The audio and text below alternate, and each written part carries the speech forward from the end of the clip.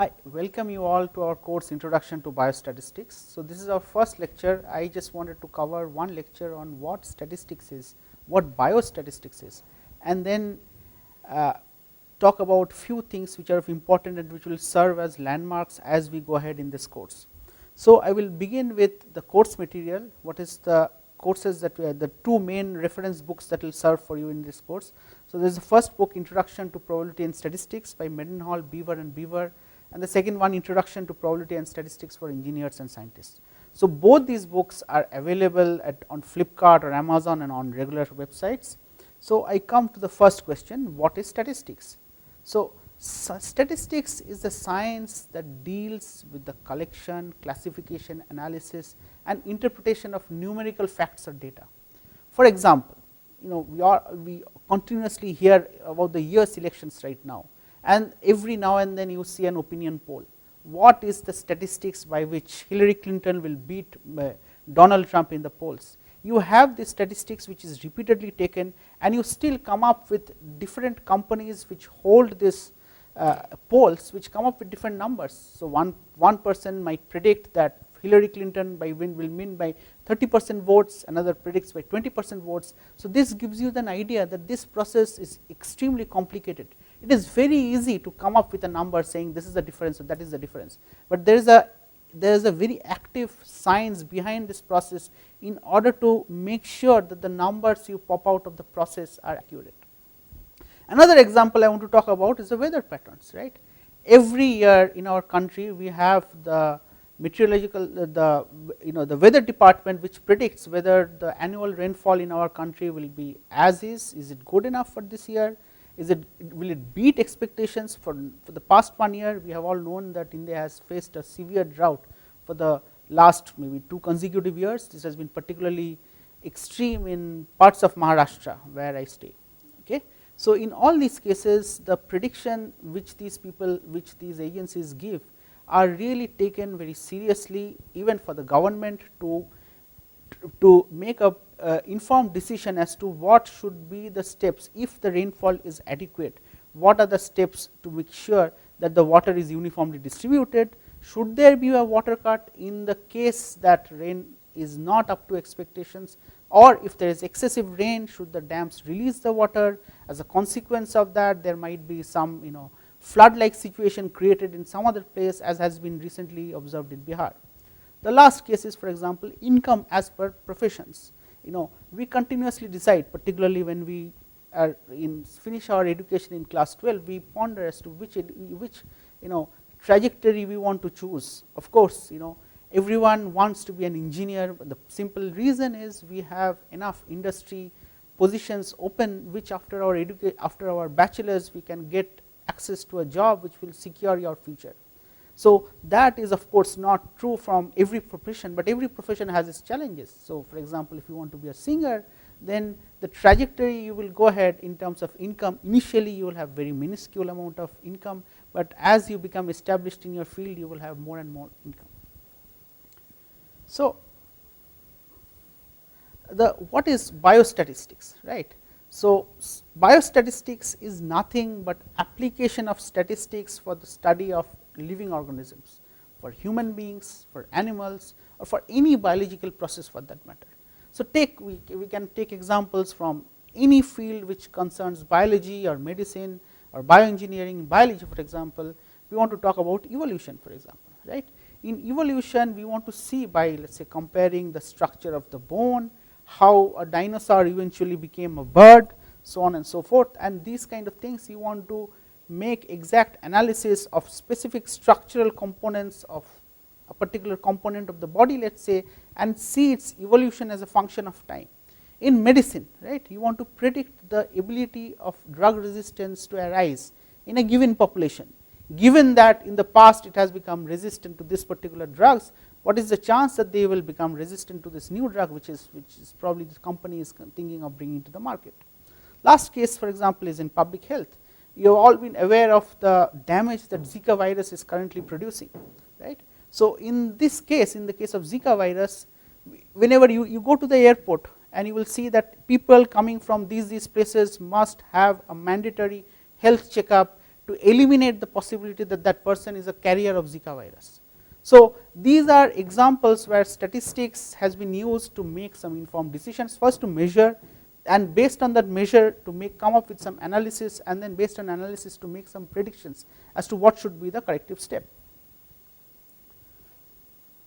Okay. So, if I look at the history of statistics, it actually started with trying to understand the process of gambling, which is one of the oldest professions people have participated in, and this has roots in development of probability distributions which have been developed by De Moivre and Laplace. In the 19th century, for example, you have Galton's discovery of regression, Carl Pearson's work on parametric fitting of probability distributions, and that has, and of late statistics is particularly of particular relevance to the field of biology, biomedicine, and its applications in clinical science. So, why study statistics? Let us take a sample case. Let us say you are clinical coordinator for a clinical trial. You are enrolling patients at X locations, let us say X is 5 or 6 as the case may be, and you are pondering whether you want to add a new site for that clinical trial, right. So, for this, for getting approvals for doing these clinical trials, you need to get approval from the institutional review board, and one of the members of the IRB asks, okay, you want to add one more location, but what is your stopping protocol? You have no idea, right? What is the stopping protocol? Well, stopping protocol is those set of rules which enable you to either declare your clinical trial a success at an earlier time, or to preempt the clinical trial if you already have some negative data coming, because you collect data in a continuous manner. So, you have thresholds at various stages of data collection which enables you to label the clinical trial a success at an earlier time point, or to label it a failure. So, you want to minimize your losses, and so on and so forth. Another example, let us say, of biostatistics is measuring cell motility, right. So, inside our body, cells are not sitting steady in our position, right. There many of the cells are continuously moving. Take the case of immune cells. They are continuously moving and scavenging for foreign particles which have come inside our body. We want the immune cells want to preempt it. So, the cells want to be able to move all over the place. Now, let us say in the case of cancer, or as the disease may be, you want to come up with a drug which inhibits this motion, right. Cancer is a disease in which certain cells which are supposed to be in a certain organ, they start migrating, they start proliferating, that means they start dividing, and then at some point of time they actually start invading the entire body. They eventually reach secondary tissues and stop their function, leading to death, right. So, a significant amount of effort by scientists is in trying to find out drugs which target cell motility, or the ability of the cell to move. So, you want to quantitatively assess whether this drug or drugs that you have currently developed in your lab, whether they work, whether they inhibit cell motility, right. So, and in your lab you have this experimental assay in which you can have single cells which move, right, which move randomly in your under the microscope. You are acquiring these movies, and the question here is, right. So, you want to understand the role of a specific protein or the effect of the drug, as the case may be, and so as a process you want to measure the cell motility and see whether it has an effect or not an effect, right. So, you want to essentially measure the cell movement. So, the question is, how should we acquire the movie when the cells are moving? Let us say a cell is jiggling in one place, right, it is not moving. So, over the let us say within 5 seconds the cell is pretty much static in one position, but over 5 minutes it is actually moving by a distance equivalent to its own length.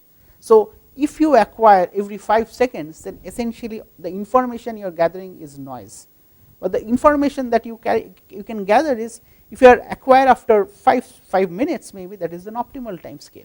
If you measure after 10 minutes, that may not be good enough, because the cell might have come back to its original position, and to you it seems that the cell is static. Okay, so, how fast you acquire these images is an example of how you can statistics can help you in understanding what should be your acquisition speed, right.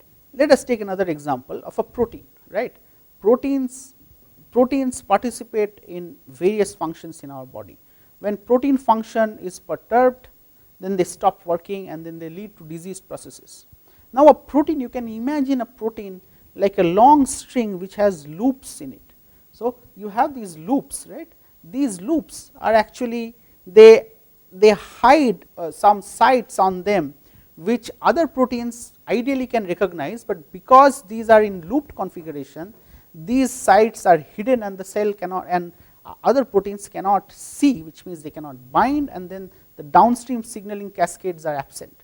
Under the conditions, you want to understand what is the statistics of protein folding, how much force do I need to exert for a particular domain of a protein to unfold. For that, what you can do is you can use techniques like atomic force microscopy to pull on the protein, and what you will measure essentially is the force which is required to open up a given domain.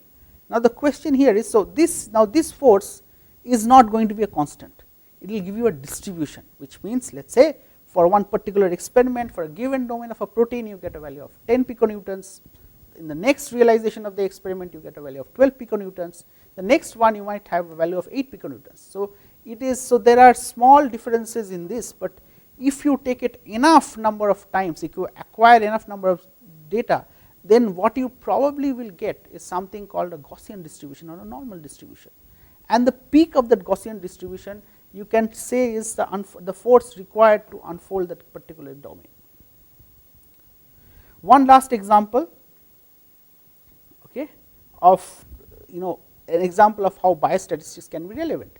So, cancer, again taking the case of cancer, cancer is consists of cells which are heterogeneous, right. So, as these different colors are used as to make out that you have cells of different types. By different types, it might be the cells are of different sizes, the cells are of they are different extents of deformability, one cell is stiff, one cell is soft, so on and so forth, right. So, you want to find out a process whereby you can understand and differentiate these phenotypic differences, and then, so statistics, so you measure all these quantities for, so you have multiple parameters, size, stiffness, expression of some surface protein of interest, so on and so forth. And then given for each cell type within the subpopulation, you get its phenotypic characterization. You want to understand what should be the combination of these metrics that would enable you to separate them into different lots. So, again here the role of statistics will help you in identifying the number of subpopulations and their properties. Okay. So, what are the types of studies which fall under statistics? What kind of, how do statisticians acquire data? For example, one of the most common is surveys or cross-sectional studies. So, the important point about surveys is they want to collect information pertaining to the population which is right now, right here, right now. So, for example, a particular company, let us say Airtel, might want to know what is the patterns of texting in college campuses by students, right. How many number of text messages do students on an average send, so that they can accordingly decide how many free SMSs can Airtel offer versus after how many times do they charge. So, if they overcharge, then essentially eventually the student population will go ahead and sign up for some other company. So, you want to retain your consumer base, yet maximize your profits. So, survey is a critical example of how this might help. Another case is a retrospective study. So, retrospective study means you have a population of people who might have been exposed to something. Let us say yesterday I went to a restaurant, particular restaurant, I had my food, and today there is a food allergy or outbreak of food poisoning.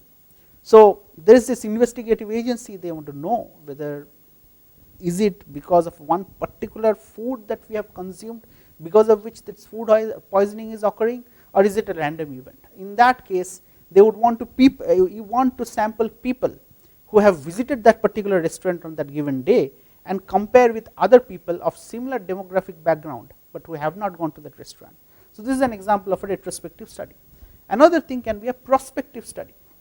So, in prospective studies, these are studies associated to see, for example, in college campuses, as when the student population starts smoking, and you want to at what point of or how long of smokers will eventually lead to a chronic disease like a lung cancer or anything, but which have long latency period. So, the disease does not manifest itself in 10 days or 20 days, but we are talking about years, maybe 10 years or 15 years. So, statisticians would preferably like to track certain people over time to see how they have, what is their incidence of lung cancer, or what is their current state as when they started smoking to that current state. And of course, the final sample very often used particularly for biostatisticians is clinical trials, right. So, clinical trials are performed. So, after you have proved that a drug works in the lab, before we humans start taking that medicine, it has to be proven two things. One, that if I consume that particular medicine, I am not going to die. So, I do not suffer any extreme diseases or side effects, and two, the medicine actually works, so that it can be put to the market. So, there are lots of studies, how what should be my study size in order to test whether a particular sample drug is working or not working, so on and so forth. Okay. So, in all these processes, there is a critical component of sampling. In essential, you have a population which is this big. So, in India, for example, we have huge population, and let us say I want to make a soap, or Patanjali wants to come up with its new toothpaste or some other product. It wants to test on a sample, right. It wants to do that measurement on that sample and ask, okay, to test whether my product is good or bad, what should be the price of the product, so on and so forth.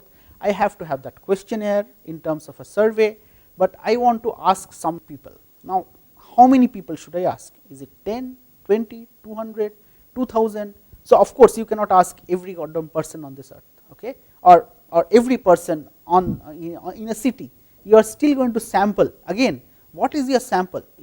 The kind of population, from the population you might draw multiple samples, right. For cities like Mumbai, Delhi, Madras, you might draw a certain kind of people to get feedback on how that product might do in a more town like area. You might go to much smaller towns, and the statistics, the information you will get might be completely different, okay. But say as an exception, let us say if you are just doing it on college campuses, maybe it may not be that different between a city or a town. So, choosing your sample and the type of sample and the sample size represent two of the most important choices that we must take. Okay. So, and as an example of how wrong choices can lead to complete mess. So, there's a magazine in the US called a Literary Digest. So, it conducted a poll in 1936 and about the presidential poll, and wanted to ask who would win, Landon or Roosevelt. So, the particular magazine came up with a prediction that Landon will be victorious, but which did not happen. Not only was it a borderline case, but it was a significant victory for Roosevelt. So, this was a clear failure for that particular poll, and no wonder the publication actually stopped shortly. So, it is very important to make predictions which are reasonably accurate, and we see repeatedly in India in election cycles, you have every TV, every major channel has its own prediction as to what it happened, and still in spite of all the checks and balances, still there is reasonable amount of heterogeneity in the prediction as to who will win and by what margin they will win. So, that brings us to sampling, okay. And what is the type of sampling? Okay. So, in terms of type of sampling, the most simple thing is simple random sampling, which means that I want an unbiased view of the population, okay, which is, so let us say in classes I want to measure the average height, average height of the class. I just ask 5 random students, I even blindfold myself, I randomly walk around, pick a student and measure her height, and that will give me an average height. Now, imagine I am doing the exact same thing, but I only choose only girls or only boys. So, of course, my measurement is going to be skewed, right, because on an average boys are slightly taller than girls. So, my average height number that I come up with is going to be erroneous. Okay. The other sample is systemic sampling. So, let us say you already know the population, okay, or the sample list. Okay. For example, let us say the class is the population, and I want to measure 10 out of 10 measurements, whatever be it, height, weight, or some other age from the population, and I know population size is 50. So, what I do, I arrange the entire population by name, by let us say by ascending or descending order of surname, and out of the 50 I choose number 1, then I want 10, so roughly your spacing is 5, I choose number 6, so on and so forth. Okay. So, there is randomness, and still I am not biasing myself, but I have kind of made it in a much more systematic manner. So, if your population size is reasonably known, then this systemic sampling is very commonly used. The last one is stratified random sampling.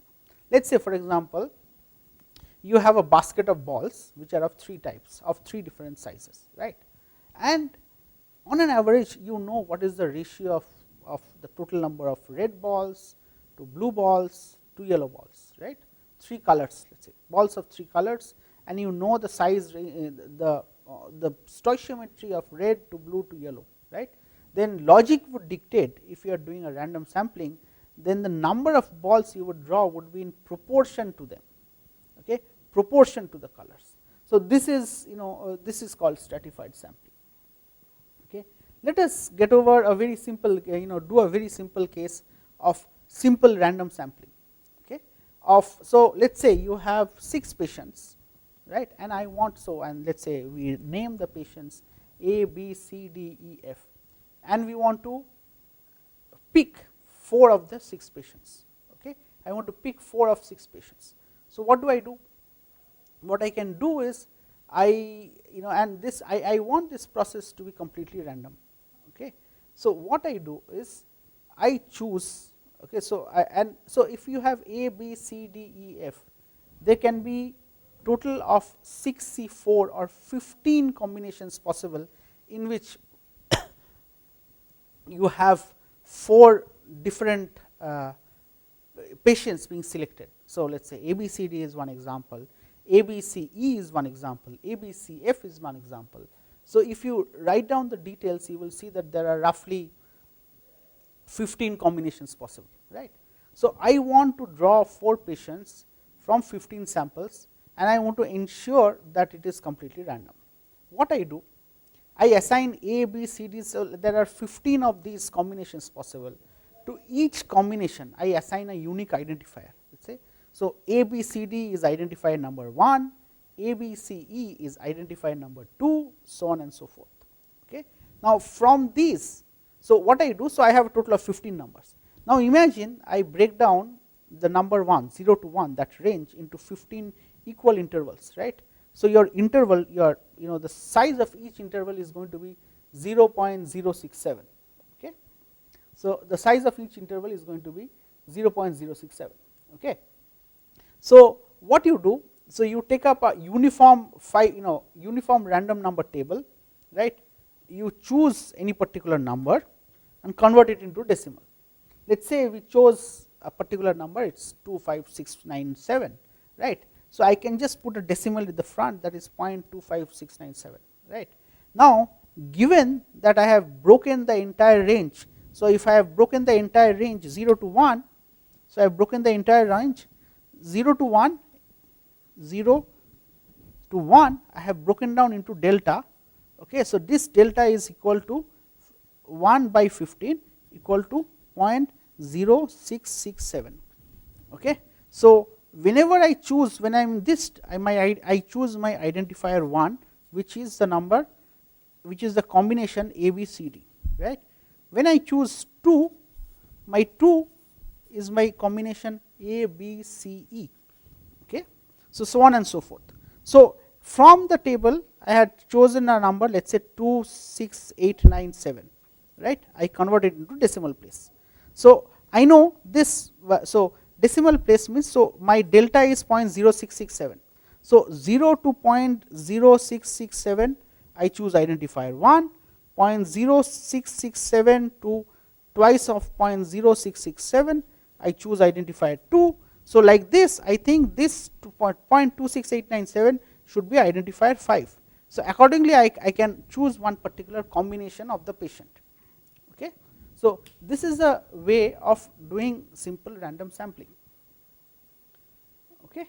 So, that is pretty much what would give you an idea. This is just the background idea of what means statistics. And so, to summarize, so we started off the definition of statistics, which is essentially science. Statistics is nothing but the science of numbers, okay, and biostatistics is application of statistics to the field of biology or biological processes or biological systems, and it has applications in basic biology, in medicine, in healthcare, in public health, so on and so forth.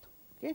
So, after that we discussed about the some examples of how statistics might be beneficial in our understanding of biological systems. Okay. So, I gave you an example of clinical trial, how to design a clinical trial and what to understand from that. I gave you an example. So, you need to understand how clinical trials are designed, right? What is the sample size of a clinical trial, so on, and also be acquainted with the jargon of a clinical trial. I gave you the example of cell motility.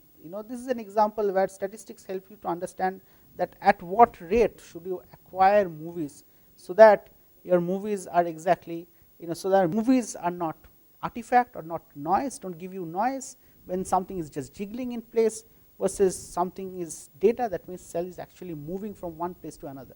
But you also don't want to miss too much of the information. So, if you sample too infrequently, then you are losing information as well.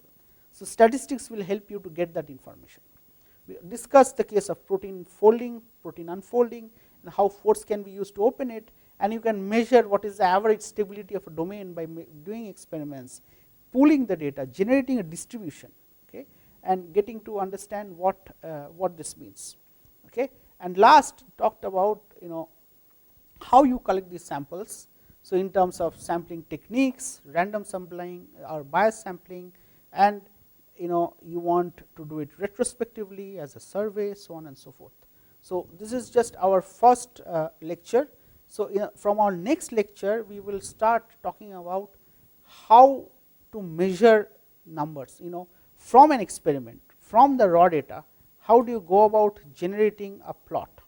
That is very important, and how to represent that plot, so that the common man or someone in the audience, be it scientific, non-scientific, they can understand how to what is the gist of the data. You cannot just show the entire raw data, but the useful metrics from that raw data. So, first step of that is actually to plot and convey what it is. Okay. With that, I thank you for the first lecture. I will also upload few MCQs, so you can get an idea of what we discussed and get to refreshen your memories of this class. Thank you.